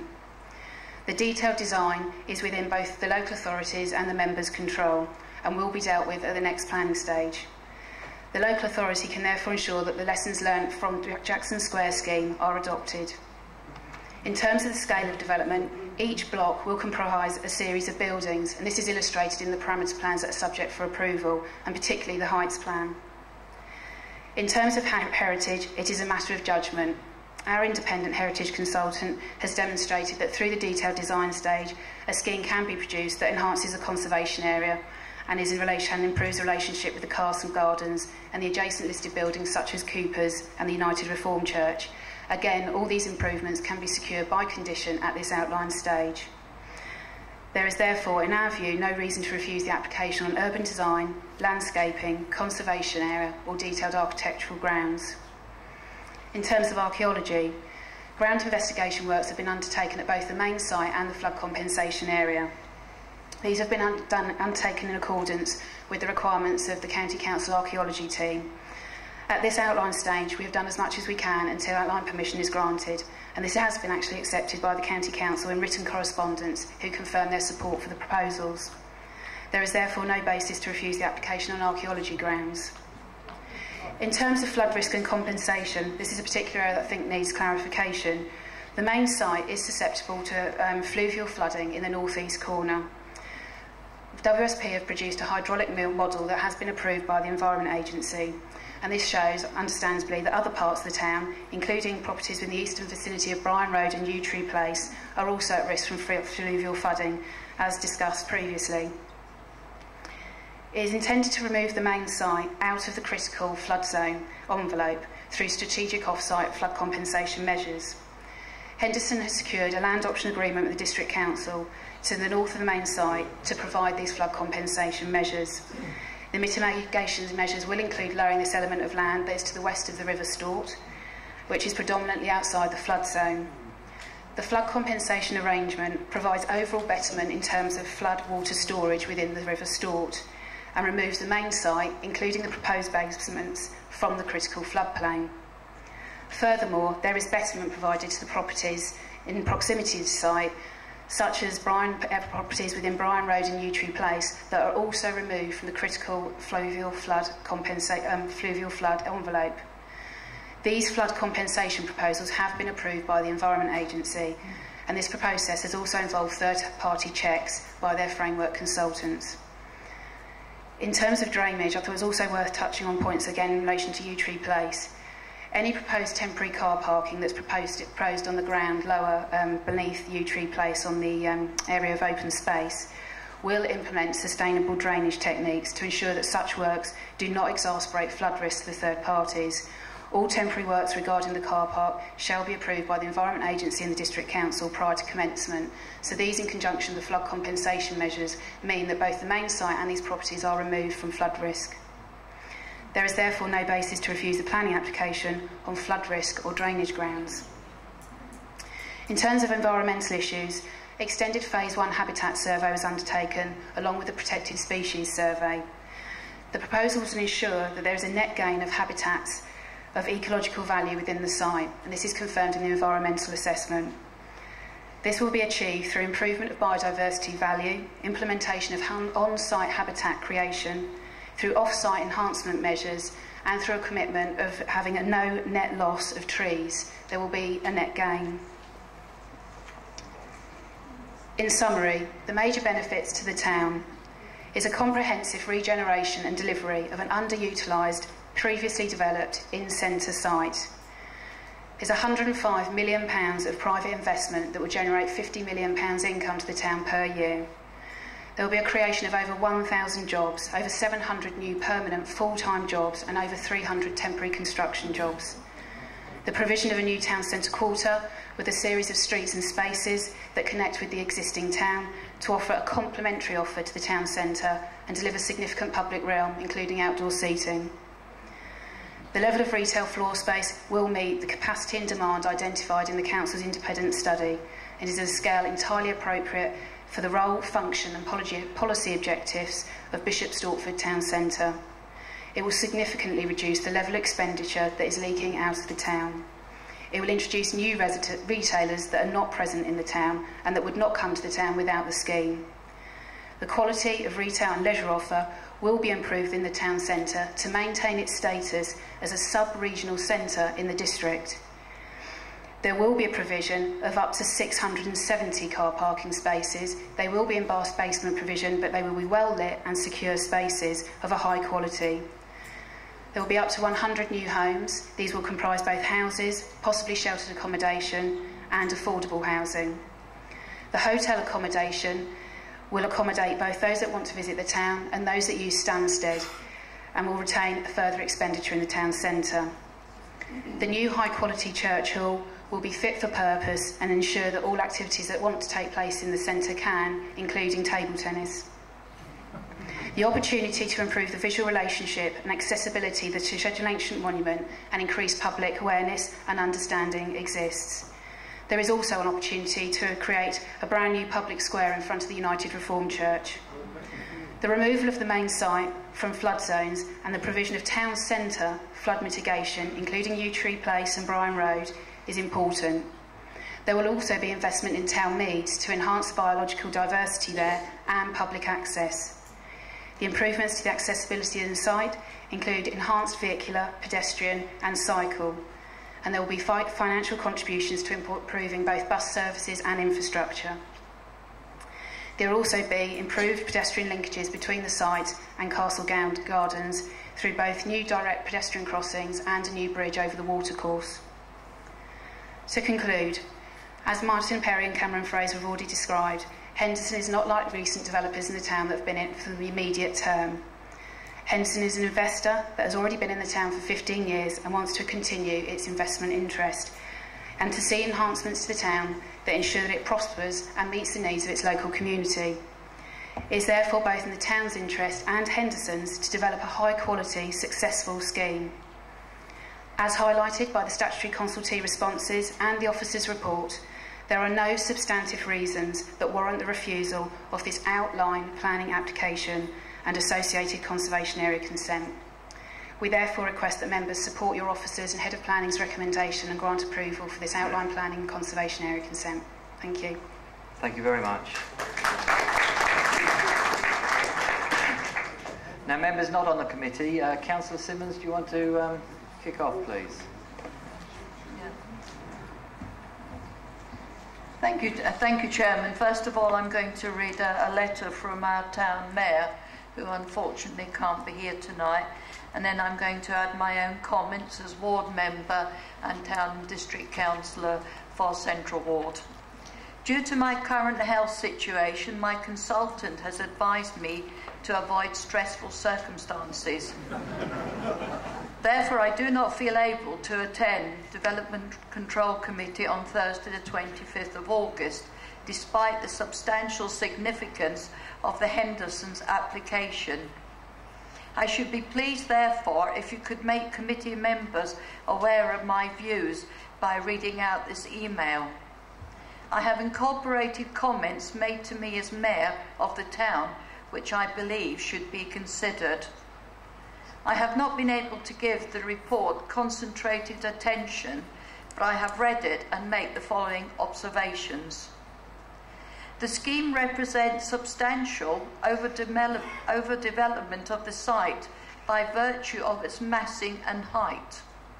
There are insufficient markers in the area, apart from the URC church, which is at a higher ground level, to justify 3- and 4-storey buildings. The proposed residential provision in the form of flats is unwelcome and unnecessary in a town awash with unsold and yet to be completed Atkins and Cripps flats. The suggestion of sheltered accommodation is even more ridiculous. What elderly people would want to live in the noise and the tumult of a town centre? The residential element should be taken out and the height of the buildings kept to possibly 2 or 3 stories.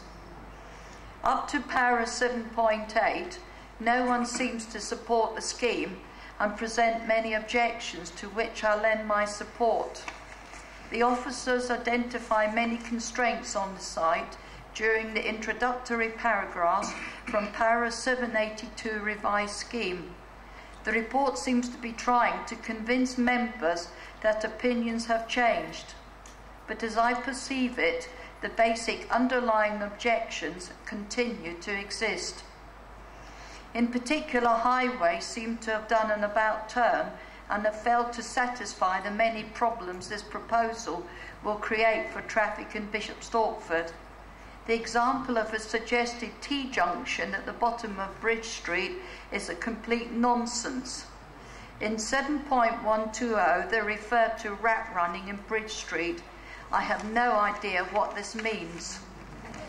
The idea that the entrance to the new car park off the Link Road will reduce traffic through North Street and Bridge Street also seems nonsensical, as although I have not had the chance to review the plans in detail, this will be the route many will use if the car park entrance is to the west side of the Link Road. How is it extended traffic coming from Haddon Road will access the car park? The cycle and walk concept is the usual pie-in-the-sky aspiration. The Environment Agency and English Heritage are totally unconvinced about the suitability of the scheme, yet the issue of serious flooding still persists. The officers seem to brush these objections aside. The tank and pump approach was rejected in respect of the multi-storey car park in Jackson Square on the grounds that it was unreliable and no one wanted the responsibility of long-term maintenance of the proposed pumps. Our in-house officers recommend refusal on a number of issues. The proposed flood compensation area will mean the loss of substantial natural vegetation not likely to be replaced over a long time span, 2 or 3 years if at all. Has the District Council received any money for the land that this facility is to be built on? In the circumstances, I feel officers have made subjective judgments and brushed aside the valid objections made by many Bishop Stortford residents. Other issues, but not all, include lack of public square, as originally, remember the last promise of a square by the river that the developer never produced. Waitrose not wanting it and possibly pulling out of the town. Retail being pulled away from the south end of the town, which would cause it to be a desert. One ever important point is the late information being sent out. All this information should have been available with the report and considered then. This is too important to leave to the last minute. There are other issues I consider to be unresolved on matters of principle, and I would like this application to be taken back. I repeat, taken back, until the many questions left unanswered are resolved to the satisfaction of the majority. Do not be put off this course by the fact this is an outline proposal. We know that we have been caught before by allowing outline consent and then being told we could not do anything later. Surely what the present government are encouraging local voices to be heard and local view considered. I am not against development on this site, but it must be for the good of Bishop Stortford and not the developer.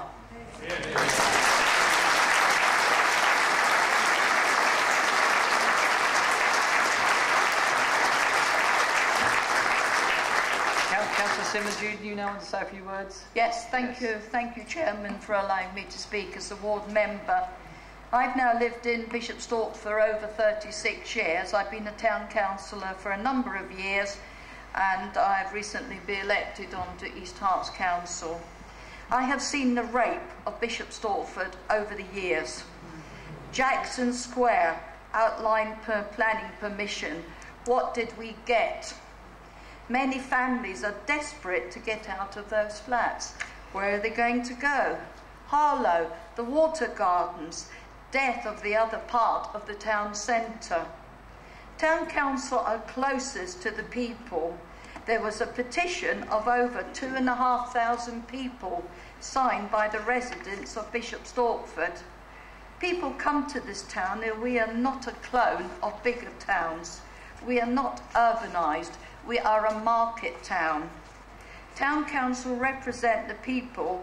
We are voted in by the people to serve and represent them.